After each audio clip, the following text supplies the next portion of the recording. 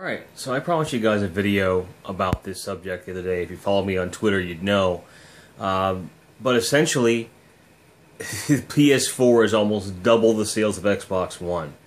They've shipped 5 million Xbox Ones and sold like 4.3 or 4.4 million. Over 9 million PS4s have been sold. This is not a fanboy video. This is actually a video of a concerned enthusiast. Because monopolies across the board are never, ever good.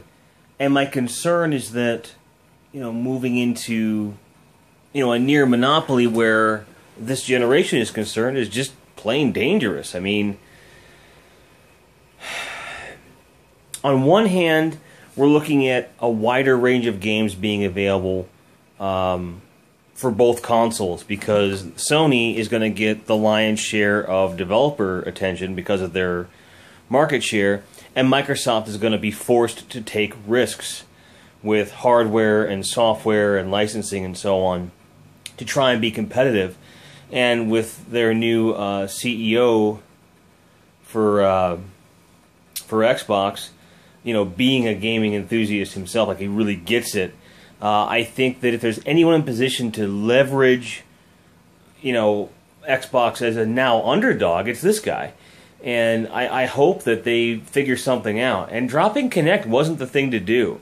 It was one of the few things that set them apart, and they had been so stalwart in that, and I think that it was just one more thing where people lost confidence in what Microsoft was doing, because if Microsoft didn't think the Kinect was necessary, then why should any of us? Period, end. And I think they're too far behind to make a real impact. I think we're looking at the exact opposite of last generation, where they're going to have to figure something out and come back midway through the cycle to the end.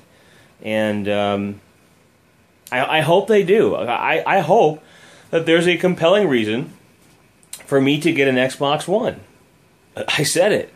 There isn't one. I wish there were. I'd love to have both, if there was a good reason.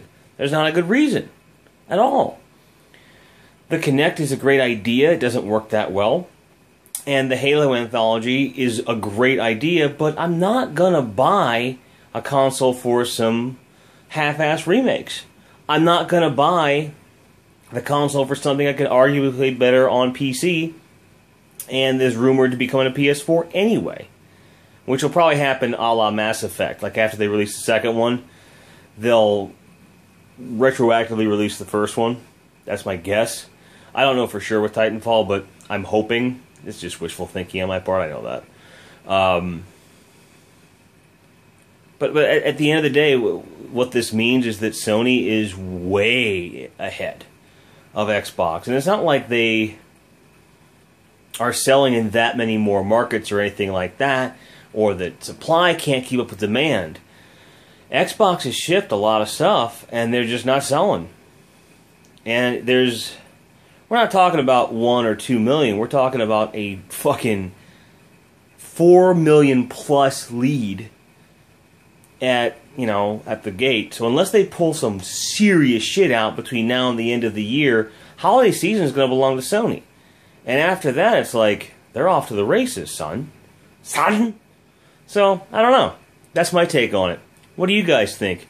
Tell me below. Don't forget, Castlevania stream for charity is tomorrow. I don't know what time we're starting. I've got to do some testing in the morning and that sort of thing. But other than that, we're going to be doing it as long as we possibly can.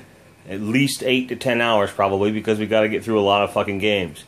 And yes, all Castlevania. So, for sure, we're at least doing the first game, the third game, the fourth game. So, Castlevania 1, Castlevania 3, Super Castlevania 4, and we're definitely going to get in some Symphony of the Night at some point. And it's all going to charity for the Children's Hospital for the University of Iowa. So, there you go. Talk to you guys soon. Thanks for watching. Thanks for subscribing. And as always, keep on grinding. Curtains.